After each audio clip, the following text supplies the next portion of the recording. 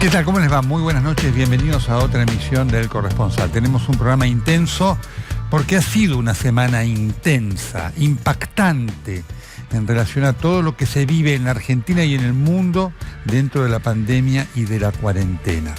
Hemos tenido la prolongación de la cuarentena, esto que ahora el gobierno llama no cuarentena.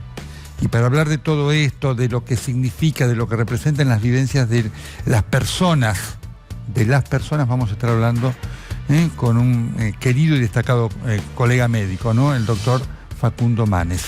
Vamos a estar hablando también con el doctor Jorge Geffner porque el tema de las vacunas esta semana explotó y sobre esto voy a estar haciendo alguna reflexión, tanto por lo que generó el anuncio espectacular, estrepitoso del presidente de Rusia, Vladimir Putin, diciendo que Rusia tiene la vacuna que en realidad no tiene. Aún, ya vamos a explicar qué significa esto. Y después el anuncio de la Argentina, la muy buena noticia de que aquí se va a producir, no se va a investigar, se va a producir vacuna que después se comercializará, industrializará vía México, en parte en la República Argentina. Y hoy estamos además impactados por este episodio de este chico de 5 años en Neuquén, que en principio habría fallecido por ingerir dióxido de cloro, algo que de ninguna manera nadie debe ingerir para tratar el coronavirus o ninguna otra patología. Esto que hemos dicho con toda claridad y que marca un impactante hecho necesario de reflexión sobre la información que se da, que damos nosotros aquí en los medios de comunicación en relación al uso de tratamientos y de productos. Pero quiero comenzar, por supuesto, en el editorial del día de hoy, haciendo un análisis de lo que fue ayer la conferencia, una conferencia de prensa sin periodistas y sin preguntas que dio el presidente de la República, junto con Horacio Rodríguez Larreta y Axel Kicillof, porque en el análisis intrínseco de lo que allí ocurrió, residen cosas que tienen que ver con el enfoque que el poder le está dando a este problema de la pandemia y con los errores cometidos, que los señalamos como aportes. Nadie puede ponerse feliz por los errores que cometa el gobierno en el manejo de esta situación, porque los perjudicados somos todos. No es que los perjudicados son personas que viven fuera de la Argentina, los perjudicados somos los argentinos en este contexto en el cual siempre decimos la necesidad del aislamiento, del cuidado y de la higiene, sin duda que son necesarios. Dijo el presidente de la República ayer esto. Tenemos que tener ciertas restricciones para tener cuidados, simplemente. Hay cosas que debemos dejar de hacer. Seguramente si tenemos problemas aeróbicos nos dirán trata de no correr, trata de no agitarte. Y con eso no me están quitando libertades, me están cuidando. Y seguramente si tengo diabetes me dirán trata de no comer dulces, trata de no comer harinas. Y con eso no me están quitando libertades, me están cuidando. Bien, cuando se toman ejemplos médicos para sustentar medidas políticas, hay que conocer muy bien lo médico, porque si no, se corre el riesgo de no dar con el ejemplo justo y de malinterpretar el valor del ejemplo. Voy a dar un ejemplo precisamente de esto. En la década del 90, un eslogan que se utilizó, lo usaba el menemismo, decía: vamos a hacer cirugía mayor sin anestesia. Y entonces siempre recuerdo, una vez tuve una discusión intensa con el entonces presidente Carlos Menem, que le digo, usted ha dado una muestra de ignorancia no peyorativamente, descriptivamente, de ignorancia médica. Usted, si opera a alguien, si hace cirugía mayor a una persona sin anestesia, la mata. El shock, imagínense ustedes una cirugía de un bypass a corazón abierto. Usted, y ni bien comienza la operación, sin anestesia le produce un dolor tan tremendo a la persona que la persona muere, no lo soporta. Entonces hay que utilizar los ejemplos con claridad. Ayer el presidente de la República utilizaba el ejemplo de los diabéticos no fue un ejemplo feliz. Debo decirle al presidente de la República que la próxima vez que quiero utilizar ejemplos médicos, le digo al doctor Alberto Fernández, con todo respeto, infórmese mejor. Porque dijo, bueno, esto es yo al diabético, cuando le quito las harinas y los hidratos de carbono, no lo estoy restringiendo sus libertades, lo estoy cuidando. Efectivamente, lo está cuidando porque además lo está cuidando si usted le dice otras cosas. Porque la persona que sufre diabetes, digamos, usted no le corta todos los alimentos. No es que dice, bueno, no coma más nada. No. Usted le corta los hidratos de carbono y le da otro régimen alimenticio y le dice, aliméntese. Aquí en la cuarentena restrictiva, lo que se intentó fue cortar todo. Entonces, si usted a un paciente de este tipo, el paciente diabético, le corta todo, y no solamente las harinas, usted tiene que preocuparse no solamente por cómo le controla eso, sino cómo se alimenta. Es decir, tiene que ver otras cosas para que la persona reemplace inclusive los hidratos de carbono que no toma. Y esto, efectivamente, es lo que le faltó al gobierno. Y digo, le sigue faltando. Vamos a estar hablando con el doctor Manes de esto. Esta es la falta de comprensión que tiene el presidente de la República de los otros efectos, porque el presidente cree que los otros efectos colaterales no son nocivos para la salud. Y eso es porque no es médico. Debo decírselo, porque ignora.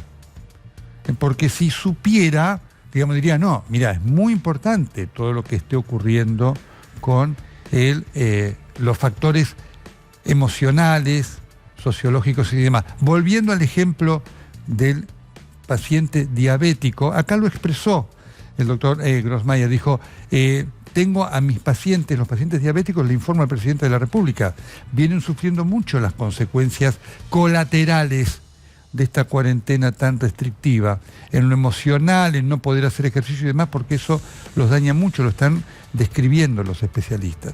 Así que el ejemplo que utilizó el presidente de la República es un ejemplo infeliz, ¿no? Demostrativo de falta de conocimiento.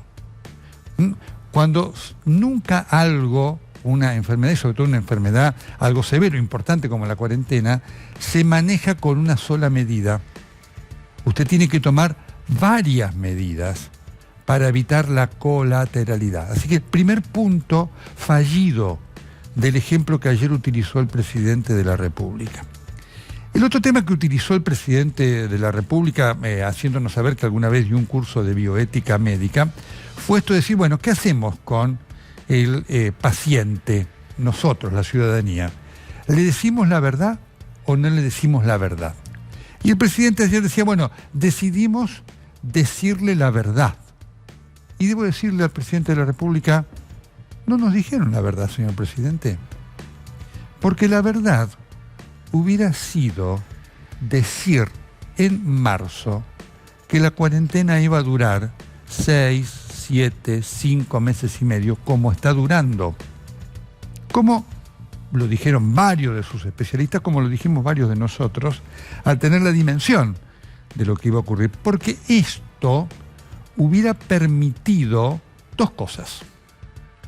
Primero, a la gente tener una noción de la envergadura de las medidas que se iban a tomar y de lo que se debía enfrentar.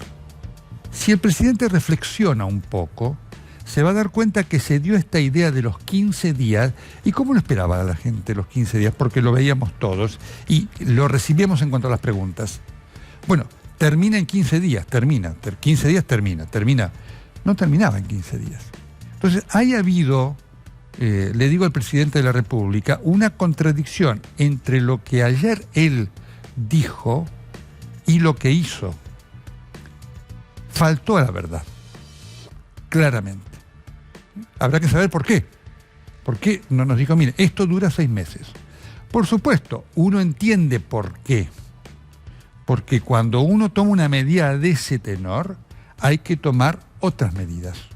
Y está claro que esas otras medidas de lo que yo estaba mencionando, es decir, de las colateralidades, no estaban, faltaban. Y esto generó entonces lo que se viene viendo, porque una de las cosas de las cuales está claro el presidente de la República no tiene noción es de las colateralidades en la salud que ha tenido esta cuarentena. Y esto, debo decir, no es ser anticuarentena. Esto no es decir el uso del barbijo, el aislamiento y la higiene están mal. No, no, eso está muy bien. Eso se hizo muy bien y eso hay que mantenerlo. Pero ocurre que eso no es incompatible con otras actividades de la vida. Eso nunca fue incompatible con hacer ejercicio al aire libre. Eso nunca fue incompatible con haber permitido apertura de negocios con protocolos y con industrias y demás, porque se pudo haber hecho perfectamente como lo demuestran los estudios ahora, que están indicando que la principal fuente de infección están siendo las reuniones sociales, que son muy difíciles de controlar y para las cuales hay que trabajar con convicción.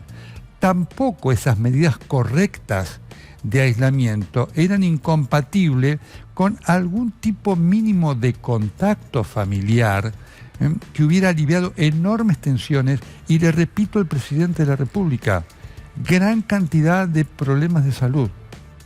Está claro que en el discurso, en la presentación, en la evaluación que el presidente de la República hace de la situación, todos los otros problemas de salud, nosotros los estamos reflejando, estamos yendo a hospitales para ver qué está pasando en las guardias, con los consultorios externos, con las consultas cardiológicas, con los temas oncológicos.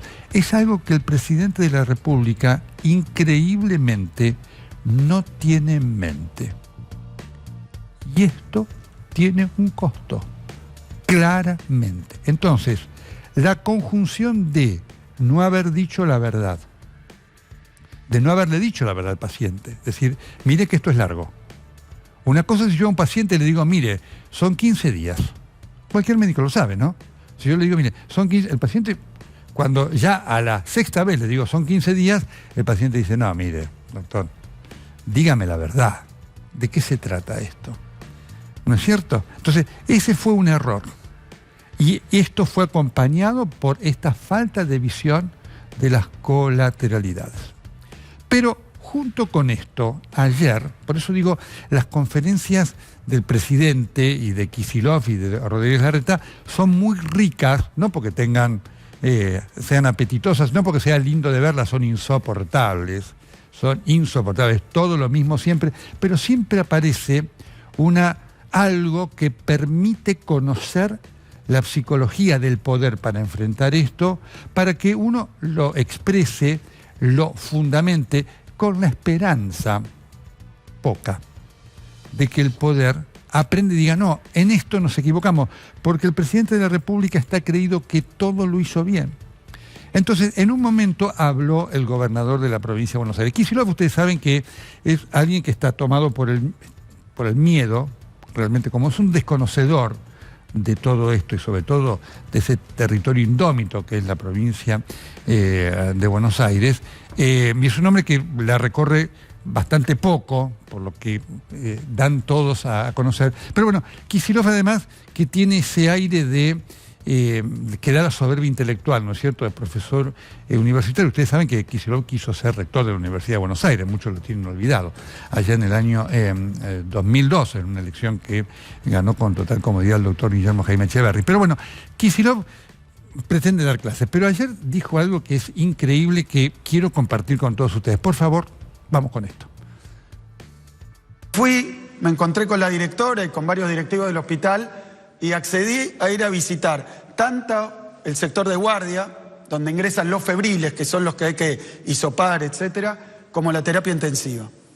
Me vestí de astronauta, me puse doble barbijo, me tuve que poner un camisolín por delante, unas botas arriba de las botas, una cofia, me tuve que poner. Miren, es imposible, parece imposible hablar, desenvolverse, se te empañan los anteojos, es muy difícil. Así están trabajando los profesionales de la salud en todos los hospitales de la provincia, en todos los hospitales de la Argentina, cuando tienen contacto con el virus. Miren, pasan cosas que yo no las sabía, las vi ahí porque hablé con los enfermeros, hablé con los médicos de guardia. Cada vez que hay que hisopar a alguien, hay que ponerse todo ese equipamiento y termina y hay que sacárselo para atender al próximo paciente, porque si no, el propio equipo lo va a contagiar. Eso es solo la tarea de hisopado. 45, 50 hisopados, 50 cambios de vestimenta. Empezás a transpirar, se te irritan los ojos. No por estar infectado, por estar trabajando en esas condiciones. Y a mí me llama muchísimo la atención. Un esfuerzo enorme de nuestro sistema de salud. Bueno, le llevó 148, 149 días a Kicillof darse cuenta de cómo trabajaba el personal de salud. No se puede creer. Es decir, les quiero contar cómo si la gente no lo hubiera visto esto. Los que lo sufrieron ni les cuento, ¿no es cierto? Pero Kicillof se dio cuenta la semana pasada, en la guardia del Hospital Rossi, que de paso dijo esa guardia que estaba mal y la arreglamos nosotros, es decir, kirchnerismo puro, ¿no? La historia empieza con él, ¿no? Se dio cuenta la semana pasada de que es realmente complicado trabajar con el camisolín, con el equipo de astronauta que parece que lo vio por primera vez. Digo, más muestra de falta de contacto con la realidad, imposible. ¿Dónde vive? Claroscuros de esta cuarentena que ahora el gobierno nos dice no es cuarentena. Muy bien. Ya lo tengo al doctor Facundo Manes. Doctor Manes, ¿cómo le va? Muy buenas noches. Hola Nelson, gracias por la invitación, un placer hablar con usted. Un gusto tenerlo aquí con nosotros. Bueno, usted viene preocupándose y hablando, junto con otros especialistas, precisamente de esto que representa un problema fuerte, ¿no? El impacto en lo neuroemocional que todo este proceso está teniendo en la gente. ¿Cuál es la vivencia, primero, que usted está teniendo? Y segundo, ¿cuál es su impresión? ¿Le sorprende que este tema esté tan descuidado y que, digamos, que cueste tanto hacerlo tener en cuenta a los que toman decisiones? Bueno, Nelson, como usted bien sabe, la definición de la Organización Mundial de la Salud sobre la salud, ¿qué es la salud? Se plantea que la salud es el estado de bienestar completo, físico, mental y social. No se puede dividir a la salud física de la salud mental. Es una salud integral. Y por eso en INECO, en la Fundación INECO, con varios investigadores liderados por Fernando Torrente y Marcelo Secovich, psiquiatra y psicólogo, hicimos un estudio de más de 10.000 personas en todo el país y encontramos que los síntomas de ansiedad al inicio de la pandemia, leves, moderados y severos de ansiedad, habían aumentado, y con el transcurrir de la pandemia, cuarentena, porque no se puede separar, claro, había un aumento de síntomas leves, moderados y severos de depresión, y se mantuvieron altos también los síntomas leves, moderados y severos de ansiedad. Y bueno, fue una necesidad también plantearlo esto durante esta semana, porque podemos hacer cosas. Es muy importante plantear esto en la sociedad, y el primer trabajo científico ya lo enviamos a publicar, como usted sabe, una revista científica internacional. El segundo trabajo del segundo corte de análisis lo estamos escribiendo y lo vamos a mandar en los próximos días. Pero me pareció importante salir a hablar de esto porque todavía podemos hacer cosas, claro, no para criticar. ¿Y por qué podemos hacer cosas? Porque, y creo que con usted veníamos hablando hace un tiempo de la importancia hoy de entender cómo los seres humanos actuamos, decidimos y nos comportamos en la realidad, claro, para diseñar mejor las políticas públicas y que las políticas públicas se implementen mejor. Déjeme dar un ejemplo. Sí. Muy importante esto que usted está marcando. Y antes de ir al ejemplo, le hago esta pregunta porque el análisis cualitativo de este dato cuantitativo que usted da es significativo. ¿Estos aumentos de cuadros de ansiedad, depresión, trastornos emocionales, se dan en la población en general, en todas las edades? ¿Hay algún predominio determinado o no? Gracias por esto, porque me permite ampliar los datos del estudio, que algunos que nos sorprendieron. Primero, que es importante destacar que no es diagnóstico de ansiedad, del cuadro de ansiedad, y diagnóstico de depresión, porque eso se hace con una entrevista personalizada con el profesional. Son estudios de encuesta masivas de más de 10.000 personas, con cuestionarios estandarizados y que se usan en todo el mundo, y encontramos muchos síntomas de síntomas leves, moderados y severos de ansiedad al inicio, y luego al día 72 encontramos también ansiedad, pero más síntomas leves, moderados y severos de depresión. Pero las poblaciones importantes que nos sorprendieron fueron los jóvenes. Los jóvenes.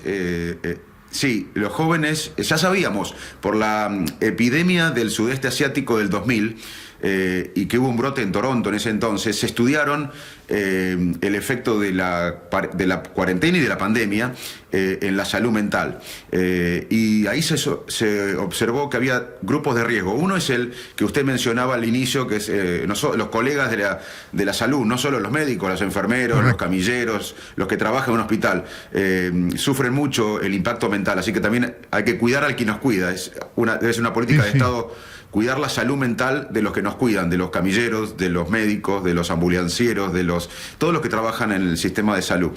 Y el otro grupo que ya se sabía que era vulnerable o era un factor de riesgo son los jóvenes. También las mujeres, porque se cree que porque hay una distribución inequitativa del trabajo doméstico puede haber violencia, y también los mayores, pero nosotros observamos que los jóvenes, y déjeme decirle lo último que nos sorprendió del estudio, es que no correlacionaba los síntomas de ansiedad y los síntomas depresivos que veíamos en aumento, cuadriplicado a los síntomas prepandemia.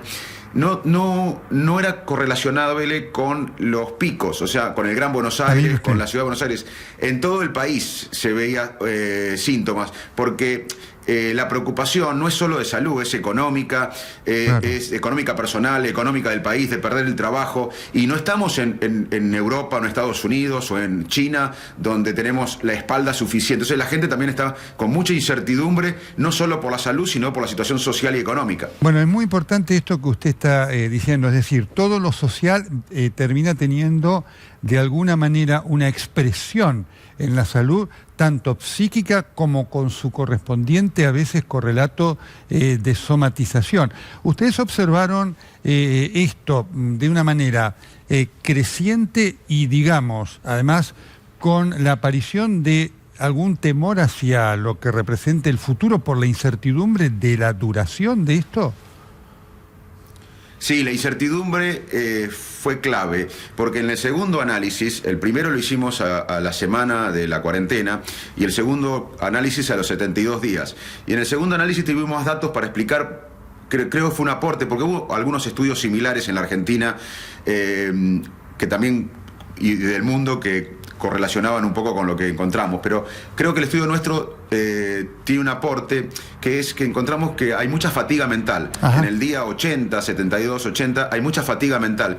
Y esto tiene una implicación para hablar ahora y mejorar ahora, porque usted sabe bien que la evaluación de esto se va a hacer mejor en 2 años, cuando miremos para atrás y veamos cómo terminamos esta maratón, porque recién empezamos a correr la maratón. Nos guste o no, vamos a tener que convivir unos largos meses con el virus. Y lo que vimos es que la gente está muy fatigada. Un síntoma que nos llamó la atención es la fatiga cognitiva que encontramos, y ahí se explican los mayores síntomas de depresión. Y esto tiene implicancia importante, Nelson, en por qué la gente no cumple la cuarentena. Yo les decía que al principio de la charla recién, que hoy, antes de la pandemia, había mucho interés en entender cómo actuamos, decidimos y nos comportamos en la realidad los seres humanos, porque eso va a mejorar el diseño y la implementación de las políticas públicas. Y todos sabemos que tenemos que comer frutas, verduras y pescados. Es algo que... Pero yo lo digo y la gente no lo va a cumplir. Correcto. De hecho, los niveles de obesidad que hay en muchos países son alarmantes. Lo que tenemos que entender para aplicar una política pública que que realmente impacte en la gente para que coma verdura, fruta y pescado, es entender cómo la gente funciona en la realidad. Claro. Y lo que nos encontramos nosotros es que al estar agotada la gente, al estar cansada, tiende a usar más sesgos. Y un sesgo es la confianza, la sobreconfianza. O sea, que baja la guardia, claro, por la fatiga mental, baja la guardia en el momento donde más tenemos que cuidarnos. Ahora, eso es un dato muy importante el que usted está dando, doctor, porque efectivamente eso sí tiene una consecuencia epidemiológica. Insisto esto que está diciendo el doctor Manen, tiene consecuencia para lo político, para comprender cómo se maneja la gente. La pregunta en este contexto es decir, ¿esto es reversible en este punto, por lo que usted evalúa? Porque esto tiene mucha importancia, usted acaba de decir, esto sigue y esto ahora depende del cumplimiento de cada uno de nosotros. ¿Usted entiende que esto es reversible, esta fatiga, digamos, emocional y cognitiva, o entiende que así como están las cosas va a ser complicado revertirla?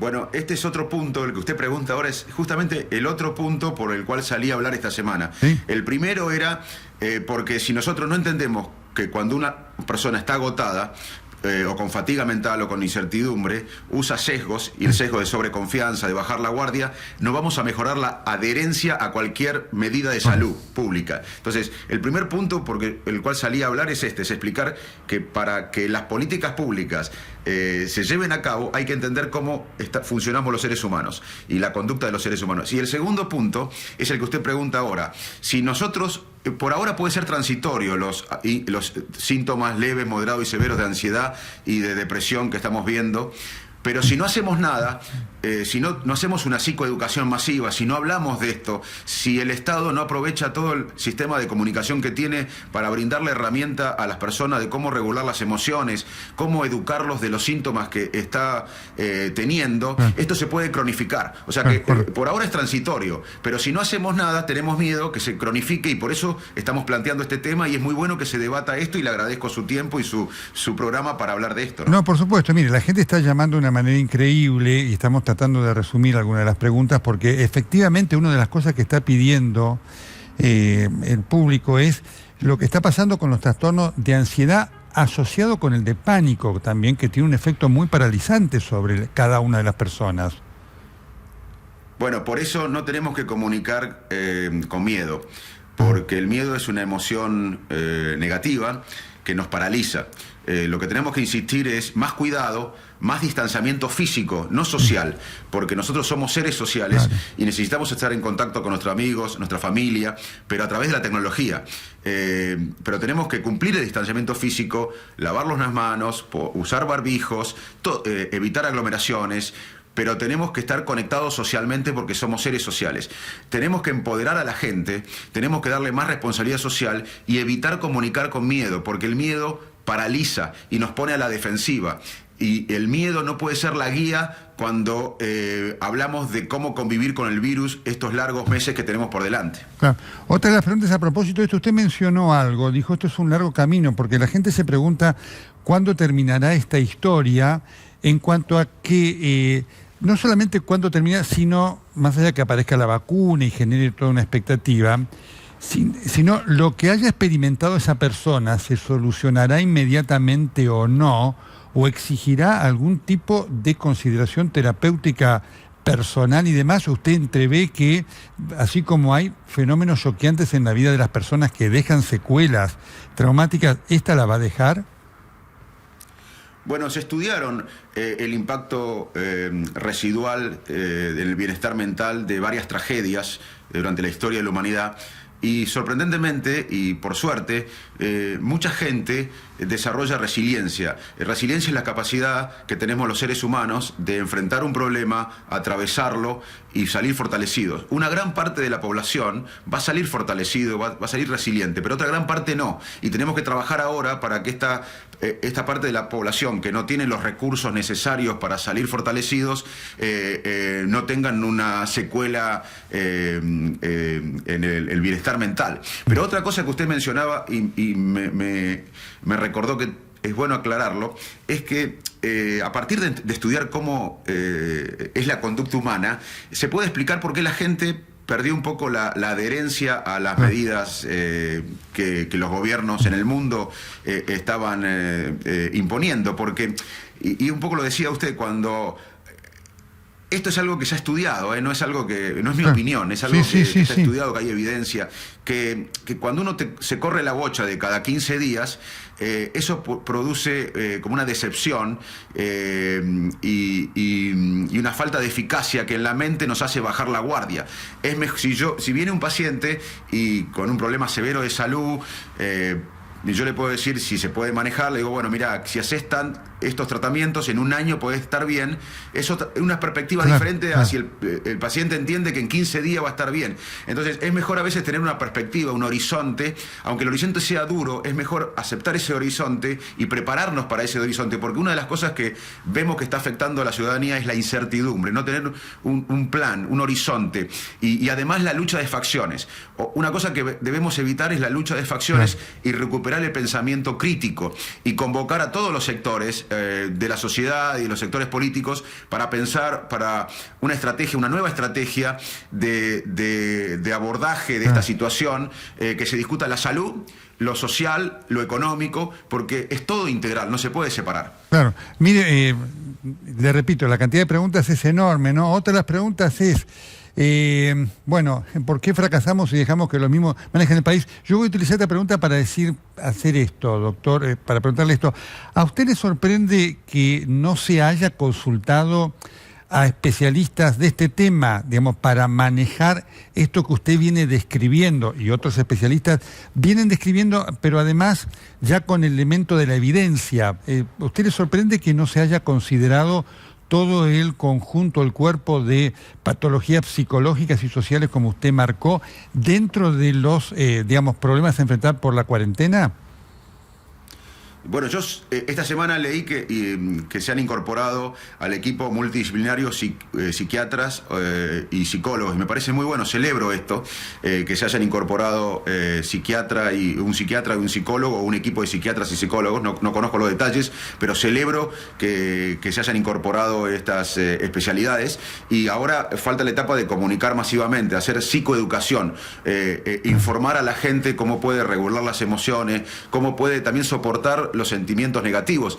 Parte del bienestar humano, parte de nuestro bienestar es aceptar los sentimientos negativos, y eso se puede explicar, y espero que se usen todos los recursos del Estado en comunicación para hacer una gran campaña de psicoeducación, sobre todo en los jóvenes que, como repito, están sufriendo más que otros grupos la combinación de la pandemia y la cuarentena. ¿Le inquietó el saber que usted recién lo marcó, no es cierto, dijo, hay que dejar las divisiones, la politización, que haya habido este enfoque, digamos, politiquero de la pandemia, en el sentido de la cuarentena, que se ha asimilado a la crítica de cosas para mejorar, ¿no es cierto?, y corregir en la pandemia, como una vinculación a un objetivo no relacionado con el de la salud, sino con la mera especulación política?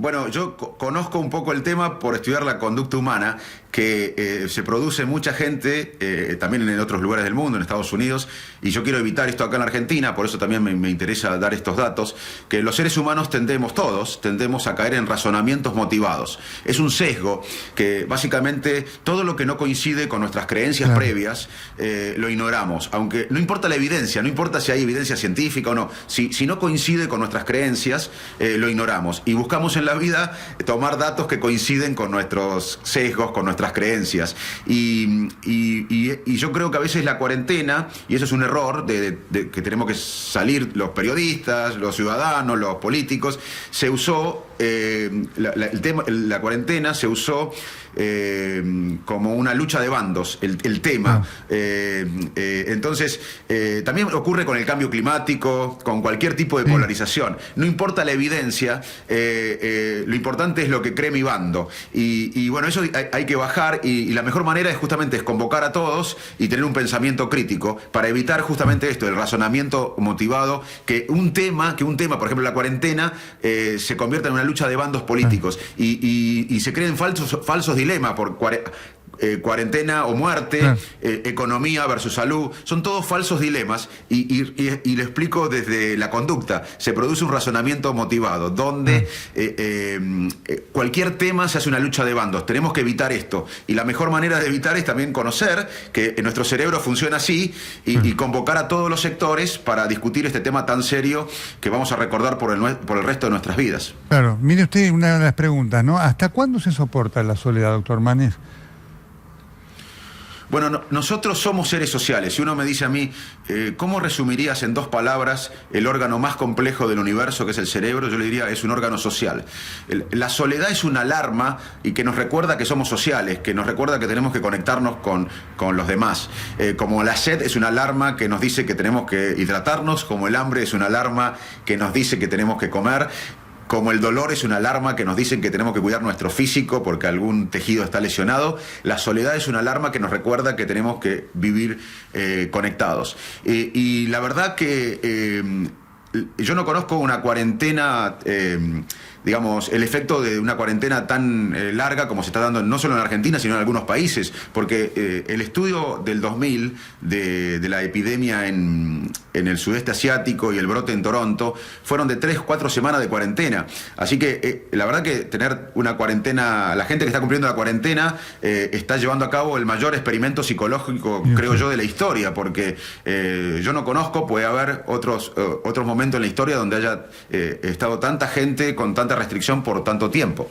No digo si está bien o está mal, lo que digo es, me parece que es un experimento psicológico que estamos viendo, le diría mi conocimiento, por primera vez en la historia. Además, el otro experimento psicológico es que en muchos lugares del mundo se tiene la misma emoción, que es el miedo, la incertidumbre. Eso tampoco se dio ni en la Segunda Guerra Mundial, porque alguien que vivía en la Patagonia, cuando luchaban en Francia, no tenía el Twitter, el Facebook, la comunicación online. Así que yo creo que hay una incertidumbre, un miedo global, y bueno, tenemos que trabajar para esto. Por esto me he dedicado esta semana a plantear el tema para que la salud mental sea uno de los pilares de la información desde todos los sectores. Correcto. En conexión con esto, doctor Manes, queremos pedirle comparta con nosotros esto que hemos preparado, porque también hace a esta realidad que usted está marcando en cuanto a colateralidades, en cuanto a lo que usted marcó, miedos. Y queríamos compartirlo con usted para tener su reflexión. Esto fue lo que registramos en las guardias de hospitales, tanto del conurbano como de la Ciudad de Buenos Aires, vinculadas con esta palabra, miedos y los efectos sobre consultas de otras patologías. Por favor.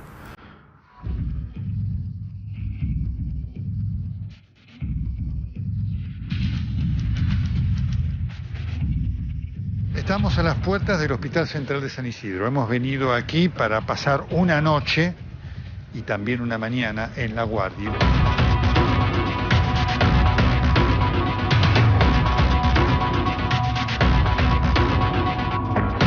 En general la gente viene con mucho miedo. Se los dicen. Sí, no lo dicen. Yo no quiero ir, tengo una patología, yo me tengo que operar, pero no voy, yo tengo, tiene mucho miedo.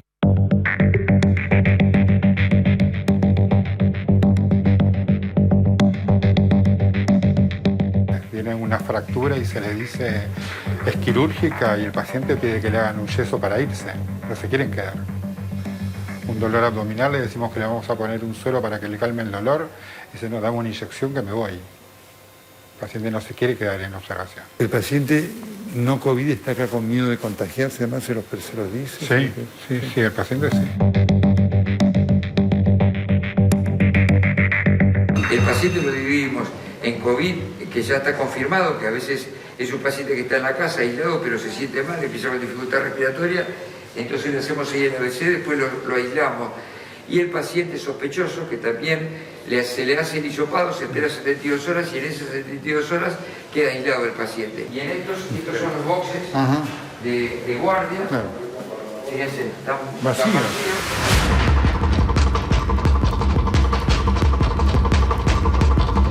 6:30 de la mañana vamos a entrar a la guardia. Aquí ya llegan los pacientes después de haber pasado el triage, es decir, después de haber sido sometidos a la primera clasificación. Y vemos esto. Nadie.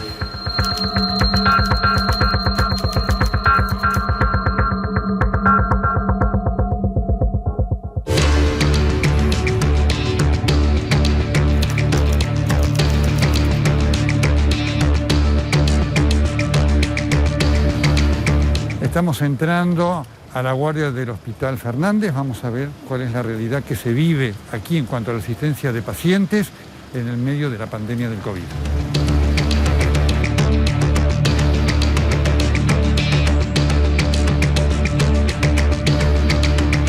El recuerdo que yo tengo es de esta sala llena de gente. Es un recuerdo distante. Sí, en realidad, antes de que comenzara la pandemia, las consultas pasaban las 200 consultas y se aproximaban a 300 por guardia. Por guardia. Por guardia. ¿Hoy cuántas tienen? Entre 24 y 40 consultas por día. ¿La sala de espera es allá? La sala de espera es aquí a la izquierda. En este momento no tenemos gente en espera. ¿La gente viene con miedo? La gente tiene bastante miedo. Creo que es lógico.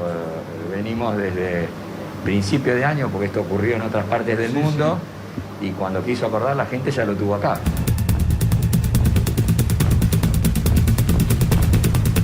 Tenemos a la izquierda 5 posiciones de terapia intensiva que son para... En la guardia. En la guardia, esta es emergencia con riesgo de vida, el paciente entra por ahí y viene acá directamente.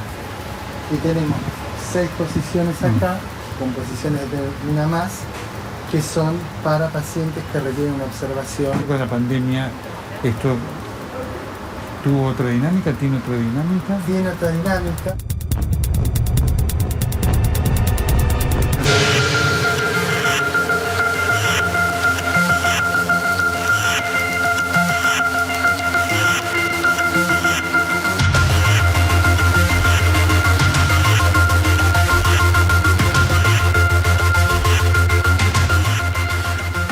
Una muestra del miedo del cual hablaba el doctor Manes. Le pido, para cerrar esto, precisamente por eso lo queríamos compartir con usted, su reflexión, doctor Manes. Bueno, la primera reflexión es que el miedo es una emoción negativa que tenemos, que nos permite sobrevivir, que es importante para sobrevivir, pero no puede ser nuestra guía cuando hablamos del futuro, porque el miedo nos paraliza y entramos en una conducta defensiva. Así que menos miedo y más cuidado. Y le quiero decir que va a haber 4 olas en la salud. La primera ola la estamos viendo, de la mortalidad y la morbimortalidad del virus, lo que estamos viendo ahora, lo que vimos en China, en Bérgamo, en Brasil. La segunda ola es el impacto que va a tener, y también por el miedo, en muchas patologías urgentes no COVID, como el infarto agudo de miocardio, el ACV. Por eso tenemos que decirle a la población que consulte, la población que tiene un ACV, que tiene un infarto agudo de miocardio, porque hay un segundo impacto, una segunda ola de todo esto en la patología urgente no COVID, que no consulta tanto la gente. La tercera ola es el impacto en la gente que estaba rehabilitándose en cualquier patología crónica, en cualquier enfermedad crónica. Y el cuarto impacto, que ya empezó y puede durar mucho tiempo, incluso después de la pandemia, es el impacto en el bienestar mental. Así que lamentablemente vamos a ver 4 olas en lo que respecta a la salud. Y estamos en la primera ola de la morbimortalidad y la mortalidad por el coronavirus. Pero también no hay que descuidar las otras olas que va a tener un impacto importante en nuestra salud. Doctor Manes, muchísimas gracias por su presencia hoy en nuestro programa. Un placer, Nelson. Gracias a usted. Muy amable. Muy bien, importante todos estos conceptos que hemos compartido con todos ustedes y gracias a todos por las preguntas. El otro hecho impactante de la semana fue este. El laboratorio AstraZeneca, que es un laboratorio que tiene muchos años de erradicación en Argentina, ha firmado un acuerdo con la Universidad de Oxford, todos ustedes lo saben, para el desarrollo de una vacuna candidata contra el COVID-19 y que se encuentra en la fase 3 de desarrollo. El laboratorio ha firmado un acuerdo con la Fundación Slim para producir entre 150 y 250 millones de vacunas destinadas a toda Latinoamérica, con excepción de Brasil, que van a estar disponibles para el primer semestre del año 2021. Hace aproximadamente 2 meses estuvo acá el doctor Jorge Geffner y nos dijo la vacuna va a estar para el primer semestre del año que viene. ¿Qué tal, doctor? ¿Cómo le va? Gracias por la invitación, Nelson. No, a usted lo recordábamos con mucha precisión.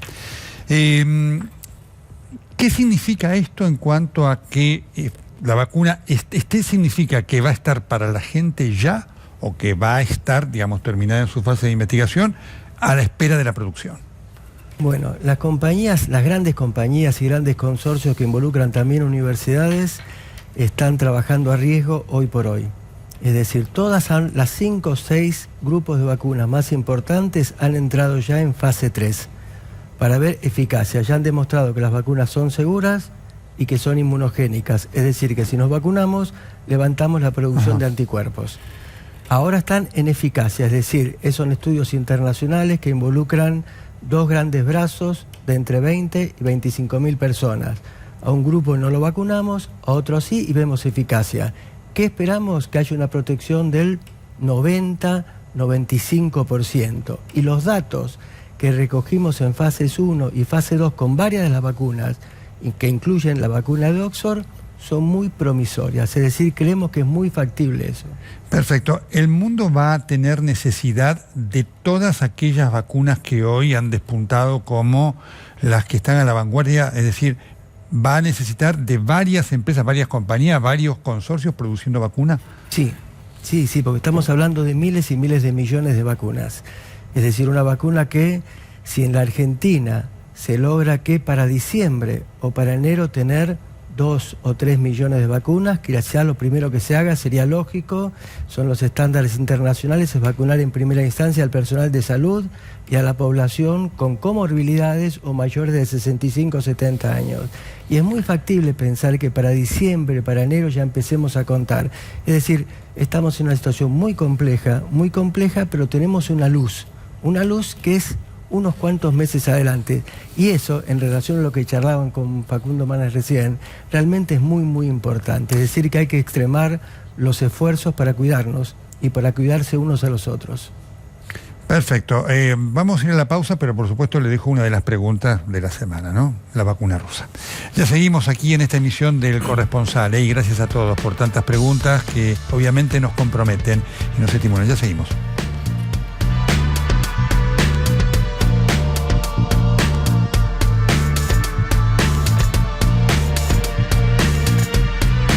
Muy bien, la vacuna rusa.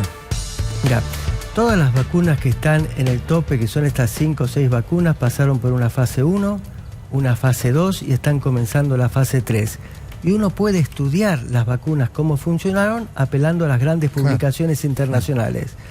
La vacuna rusa surge de un instituto de muchísima tradición y con una estrategia muy interesante, que la charlábamos recién, que es utilizar 2 adenovectores distintos. El punto es que no hay dónde testearla, no hay absolutamente ninguna publicación. Entonces por ahí sale de acá a 2 semanas y decimos que bueno, pero hoy por hoy, al no haber publicado nada, yo no puedo decir que sea una vacuna confiable. Por supuesto, voy a decir esto, ¿puede haber una vacuna sin haber pasado por fase 3?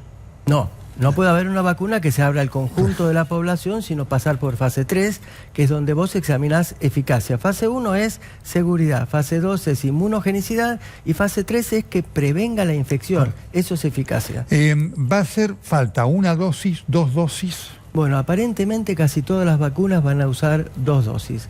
Con la de Oxford AstraZeneca lo que se vio es que con una dosis cero convierte, es decir, comienza a producir altos niveles de anticuerpos el 90% de los vacunados. Con 2 dosis el 100% y en niveles superiores. Así que calculo que será el esquema de 2 dosis. ¿Con qué diferencias entre una y otra en cuanto a distancia? ¿Una semana, 2 semanas? 2 semanas. Entre 10 días, 15 días, esa es la diferencia. ¿Qué extensión de inmunidad dará? Esa es la pregunta crítica que no sabemos. Si vamos a no estar... se sabe. No sabemos. Por lo que hay de experiencia en vacunas con MERS y SARS, que son otros coronavirus que antes causaron, uno pensaría que la inmunidad puede durar un par de años, 3 años. No va a ser una inmunidad como la que te da la vacuna frente a sarampión. Correcto. No, va a ser una inmunidad que te va a proteger durante 1 año, durante 2 años, pero sigue siendo una incógnita. Aun cuando sea 1 año, 2 años, es realmente impactante lo que va a ser. Es decir, en principio el esquema va a ser un poco parecido, aunque no lo sea, de la gripe, es decir, cada año habrá que vacunarse. Bueno, no lo sabemos, pero habrá que seguir bien durante cuánto tiempo se mantiene el umbral crítico de anticuerpos que te permita prevenir la infección. Otra de las preguntas es, ¿los que sufrieron COVID van a tener que vacunarse también? Sí, en principio sí. En principio la estrategia sería vacunar a todo el mundo. En las fases 3 estas hay ciertos grupos que posiblemente no entren. Los niños muy chiquitos, claro, ¿sí? O ciertas comorbilidades, pero enseguida se van a tocar algún tipo de fases para ver cómo prende y se desarrolla la respuesta inmune en esos grupos. Yo creo que en perspectiva va a ser esta vacuna incorporada al calendario nacional obligatorio. 2 preguntas finales. ¿Quiere decir que los chicos más allá de los más pequeños en principio estarían también dentro de la población a vacunar? Sí, no sé si en una primera etapa, correcto, pero sí. Perfecto.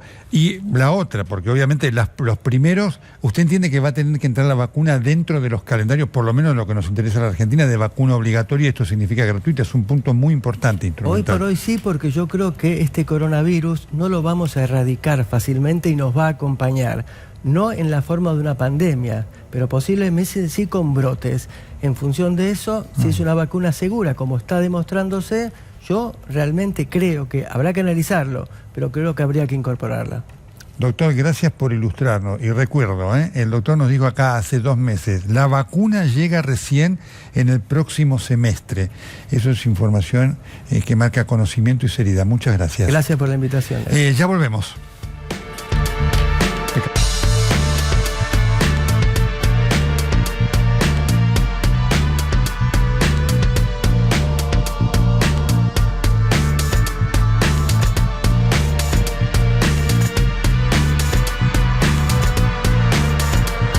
3 cosas para el final. Primero, no tome dióxido de cloro para nada, por favor. Segundo, cuídese. Tercero, quédese en TN. Ya viene ese gran programa que hace Mario Marquicha en el camino. Hasta el próximo sábado. Muchas gracias.